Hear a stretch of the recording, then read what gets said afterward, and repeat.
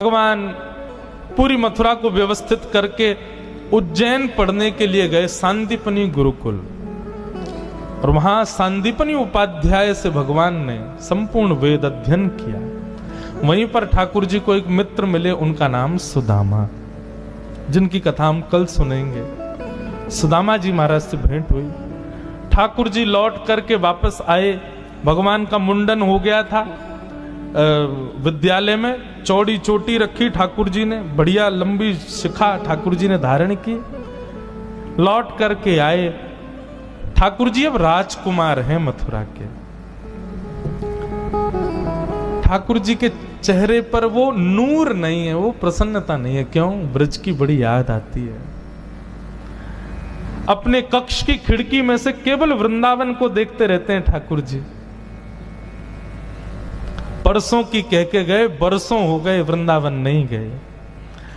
आज ठाकुर जी बहुत याद कर रहे थे। और आज ही देवकी मैया ने मन में विचार कियो, मेरो लाला इतना बड़ा होगा, आज तक अपने हाथ से भोजन नहीं पवायो, आज मैं अपने हाथ से पवाऊंगी।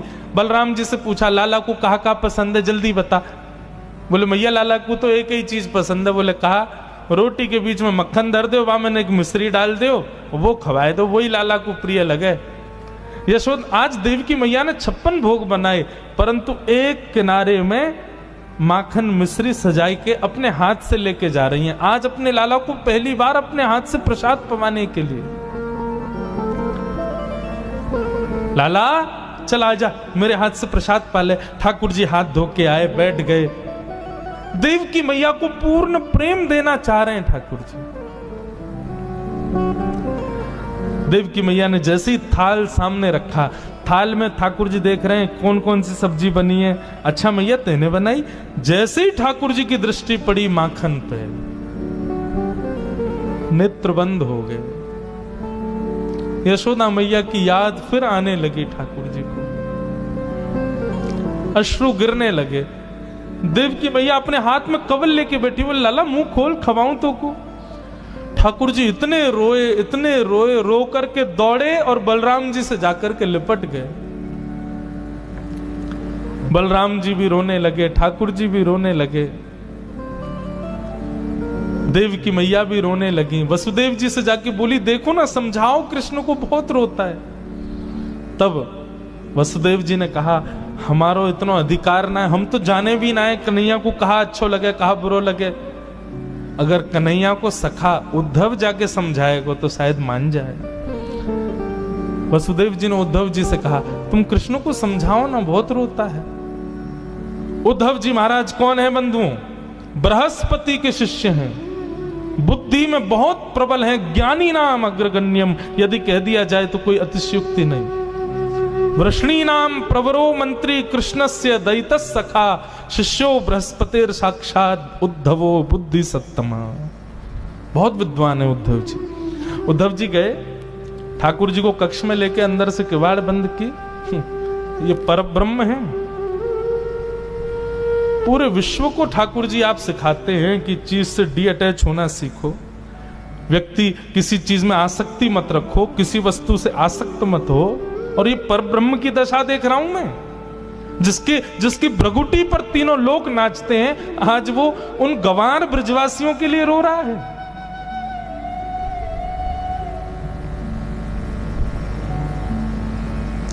ठाकुर जी बोले, उद्धव तुमने कभी प्रेम देखा है अपने जीवन में? उद्धव बोले, अभी अवकाश नहीं मिला, पढ़ने से ही फुर्सत नहीं मिली। बृहस्पति के यहां इतने समय पढ़ता रहा, इन सब चीजों के लिए मुझ पर समय नहीं और ना मैं करना चाहता। भगवान बोले, तो फिर नहीं समझ पाओगे। आसक्ति अलग बात है उद्धव। आसक्ति होती तो वृंदावन दूर नहीं है यहां से, मैं सुबह जाके शाम को आ सकता हूं। आसक्ति होती तो ब्रजवासियों के लिए भी मथुरा दूर नहीं है, वो दिन में 4 बार मुझसे मिलने आ सकते हैं। ये आसक्ति नहीं है, ये प्रेम है। यहां मिलने की भी इच्छा नहीं है, पर स्मृति है, ये आसक्ति नहीं है उद्धव। उद्धव बड़ी बड़ी बातें करने लगा तो भगवान बोले, सुन इधर आ, तुम जाके ये सब जो मुझे समझा रहे हो, ये ब्रजवासियों को समझा दोगे? उद्धव बोला, ऐसा समझाऊंगा जीवन में याद नहीं करेंगे आपको। भगवान बोले, तो फिर ठीक है, जाओ।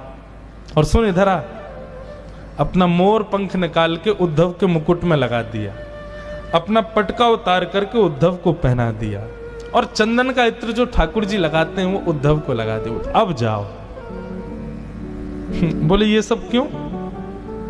बोले क्योंकि इसके बगैर तुम गए ना तो ब्रजवासी तुझे देखेंगे भी नहीं, इसके साथ जा वृंदावन। उद्धव जी महाराज कह के गए। भगवान बोले कब आएगा उद्धव?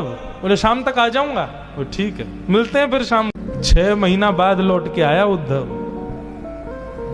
6 महीना तक भूल गया कि मैं वृंदावन में हूं।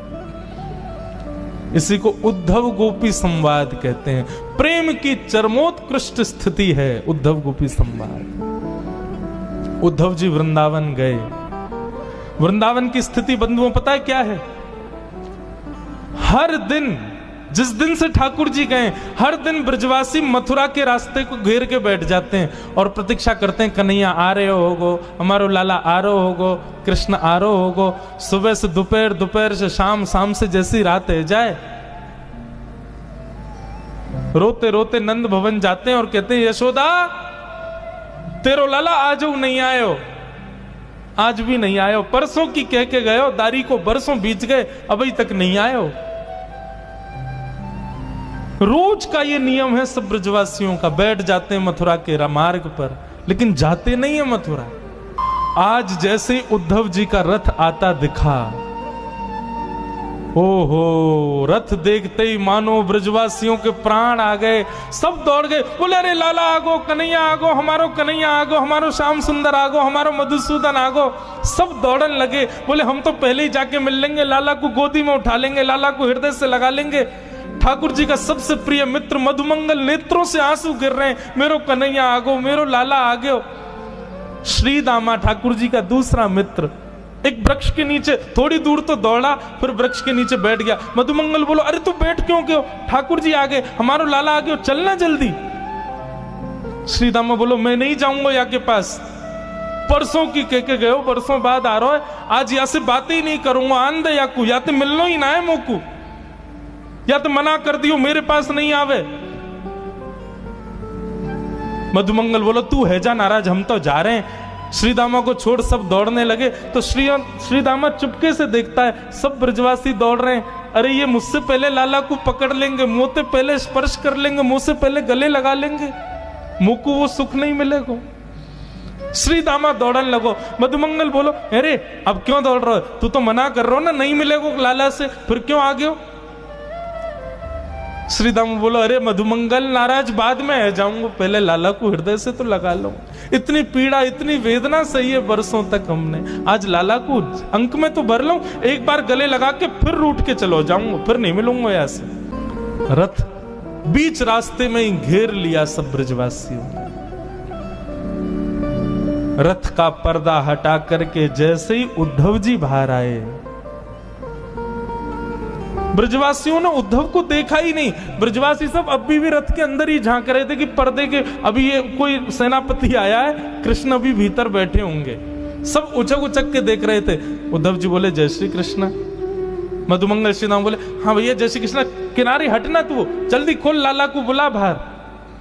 उद्धव बोले और कोई नहीं है रथ में, मैं ही आया हूं, मैं कृष्ण का सखा हूं, मेरा नाम उद्धव है।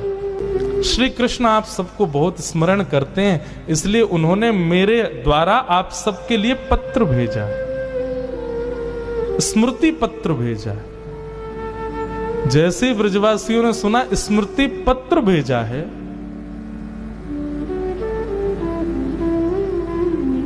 ब्रजवासी बोले वाह कन्हैया वाह,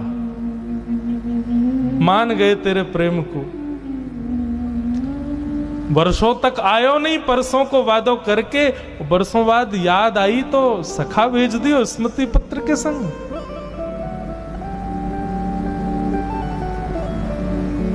लेकिन अब किससे कहें, उद्धव से क्या कहें ब्रजवासी। मानो मधुमंगल श्रीदामा तो वहीं बैठ गए।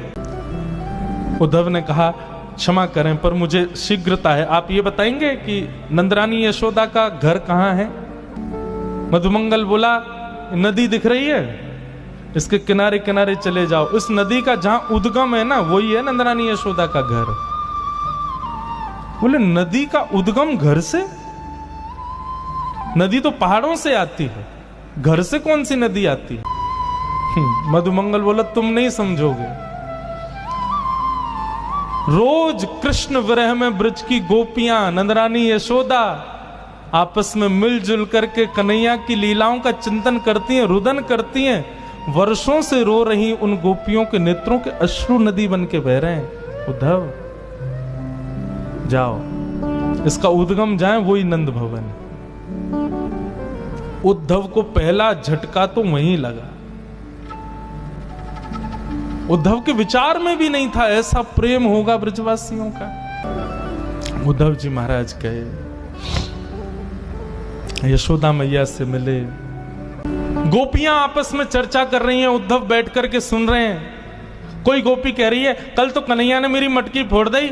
मैंने कही अरे लाला तेने मटकी क्यों फोड़ी? बोले तू नहा के ना आई ना, हमारे तो नवा दियो मैंने। कोई गोपी कुछ बता रही है, कोई गोपी कुछ बता रही है।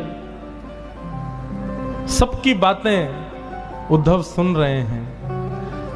सबके बीच में बैठी श्री जी, किशोरी जी, राधा रानी से किसी गोपी ने पूछा, बोले श्री जी हम सबके स्वप्न की बात आप सुन रही हो, आप अपने स्वप्न की भी तो बताओ, आपके स्वप्न में श्याम सुंदर कैसे आते हैं? किशोरी जी मंद मुस्का के बोले तुम बड़ी सौभाग्यशाली हो कि तुमको स्वप्न आता है, क्योंकि तुमको नींद आती है। पर जादना से कन्हैया गयो है, मेरी तो नींद ही वाके संग चली गई, मुझको सपने ही ना आवे। नींद ही ना आवे तो सपनों कैसे आवेगो, और सपनों ना आवे तो तुम्हें बताऊं कैसे? ये सब भाव बैठ करके उद्धव सुन रहा है। तब गोपियों ने एक गीत गाया जिसको भ्रमर गीत कहते हैं। मानो गोपियों को उद्धव दिख गया था कि उद्धव बैठा है, लेकिन सीधे उद्धव से ना कह के एक भौरा उड़ता हुआ आया। तो भौरे को कहते हैं अरे देखो ये काला है, जरूर कृष्ण का मित्र होगा। अब उद्धव को केंद्र में लेकर के गोपियां उस भौरे से बात करती हैं, उसी को भ्रमर गीत कहते हैं। उद्धव जी महाराज गोपियों के चरणों में बैठ करके उनकी प्रेम की चर्चाएं सुन रहे हैं। सुनते सुनते सुनते सुनते 6 महीने बीत गए उद्धव जी को वृंदावन में। और 6 महीने बाद जब स्थिति ये हो गई कि उद्धव जी स्वयं को भी गोपी मानने लगे, स्वयं भी कृष्ण विरह में रुदन करने लगे, तब उद्धव जी को याद आया कि अरे मैं गोपी नहीं हूं, मैं उद्धव हूं। दौड़े मथुरा की ओर, भगवान के कक्ष में पहुंच गए, हाथ पकड़ लिया। उद्धव जी की दशा बिल्कुल बिगड़ चुकी थी। उद्धव जी ने हाथ पकड़ा, बोले चलो मेरे साथ। भगवान बोले उद्धव तुम तो शाम को आ रहा था भाई, 6 महीना बाद लौट के आया है, क्या हुआ? ब्रज में सब ठीक है ना? तू तो कह रहा था ब्रजवासियों को बड़ी शिक्षा दे के आऊंगा, भूल जाएंगे आपको, ऐसा ऐसा बड़ी बड़ी बातें, क्या रहेगा? कहां गया सब? उद्धव घुटनों पे गिर गया, रोने लगा, बोले नाथ क्षमा कर दो, मैंने ज्ञान से श्रेष्ठ कभी किसी को नहीं माना, पर आज मैंने समझा कि जीवन का उद्देश्य तो ये प्रेम है जो ब्रजवासी आपसे करते हैं नाथ। मैं आपसे हाथ जोड़ के प्रार्थना करता हूं, भीख मांगता हूं, मुझे बस एक बात दे दो, एक वचन दे दो। ठाकुर जी बोले क्या चाहिए बता? आप ब्रज से बाहर मत जाओ, नहीं है जरूरत महाभारत युद्ध की, नहीं है जरूरत गीता ज्ञान की, आप कहीं मत जाओ, आप ब्रज में रहो। इन ब्रजवासियों को छोड़ने को आपका अधिकार नहीं है ठाकुर जी, मर जाएंगे आपके विरह में। ये वचन दे दो मुझको, बस आप मत जाओ कहीं, मैं संभाल लूंगा सब, आप रहो वहीं पे। देवकी को मैं संभालूंगा, वसुदेव जी को मैं संभालूंगा, पूरी द्वारिका नगरी मैं बसाऊंगा, सब कार्य आपके जो है सब मैं करूंगा, पर आप इन ब्रजवासियों के पास रहो, आप इनसे दूर मत जाओ। ठाकुर जी ने हृदय से लगा लिया, कस लिया उद्धव को। बोले उद्धव तुझे पता है मैंने तुझे वृंदावन क्यों भेजा? क्योंकि तू ज्ञानी तो बहुत है लेकिन प्रेमी नहीं था, अब तू प्रेमी हो गया। सुन, नेत्र बंद कर। उद्धव जी ने नेत्र बंद किए, वो बोले अब खोल के देख। जैसे ही खोल करके देखा तो पूरा ब्रजमंडल ठाकुर जी के कक्ष में ही बैठा था। मधुमंगल, श्रीदामा, सब गोपियां सब ठाकुर जी के चारों तरफ बैठे थे। उद्धव बोला ये सब क्या हो रहा है नाथ? ठाकुर जी बोले ये सब मुझसे दूर कभी नहीं रहते उद्धव, ब्रज सदा मुझ में बसता है और मैं सदा ब्रज में ही, हम कभी अलग नहीं होते। मुझे क्यों भेजा फिर ब्रज? ठाकुर जी बोले केवल प्रेम सिखाने के लिए। क्योंकि आगे की यात्रा में तू मेरे साथ रहने वाला है। तू ज्ञानी तो बहुत है, प्रेमी नहीं है, इसलिए प्रेम पढ़ाने के लिए। बंधुओं, लोग अर्जुन और उद्धव में यदि मुझसे पूछें कि भगवान का प्रिय कौन, उद्धव। अर्जुन को तो भगवान ने पढ़ाया था महाभारत में, लेकिन उद्धव की ट्यूशन टीचर तो हमारी श्री राधा रानी है, हमारी ब्रज की गोपियां, उन्होंने पढ़ाया, ब्रजवासियों ने सिखाया उद्धव को। अद्भुत है उद्धव। उद्धव के विषय में भगवान कहते हैं वो मैं ही हूं, वो मुझसे अलग नहीं है। यदि कभी तुमको उद्धव मिल जाए तो यही समझना श्री कृष्ण है, उसको प्रणाम कर लेना। और ये बात कब लागू? वृंदावन से आने के बाद उद्धव का वो निर्माण हुआ। ठाकुर जी कहते हैं ये मेरा ही स्वरूप, मेरा ही तदनुरूप। उद्धव जी महाराज यमुना जी के तट पर गए और अपना आंचल, अपने वस्त्र के पल्लू को फैला करके उद्धव जी महाराज विधाता से कहते हैं, हे विधाता, आप पूरी सृष्टि को बनाते हो, आप सबके कर्म के अनुसार उसको दूसरा जन्म देते हो। ये उद्धव आपसे प्रार्थना करना चाहता है, मेरे सत्कर्मों के फलीभूत यदि आप मुझे पुनर्जन्म देना चाहते हो, मेरी एक ही इच्छा है, मेरा जप, नियम, तप, साधन, भजन, सबसे मुझे एक ही वरदान चाहिए कि मुझे अगला जन्म इस वृंदावन में देना। और एक और बात, मुझे मानव मत बनाना, एक वृक्ष बनाना। और वो वृक्ष भी कोई बहुत वृहद बड़ा नहीं, छोटा सा कोई पौधा मुझे बना देना, ताकि जब जब भी हवा चले इन ब्रजवासियों की, इन प्रेमी गोपिकाओं की चरण रज उड़ उड़ करके मुझे सनाती रहे, मैं सदा उस ब्रजरज में तल्लीन रहूं नाथ। बस यही मेरी प्रार्थना है।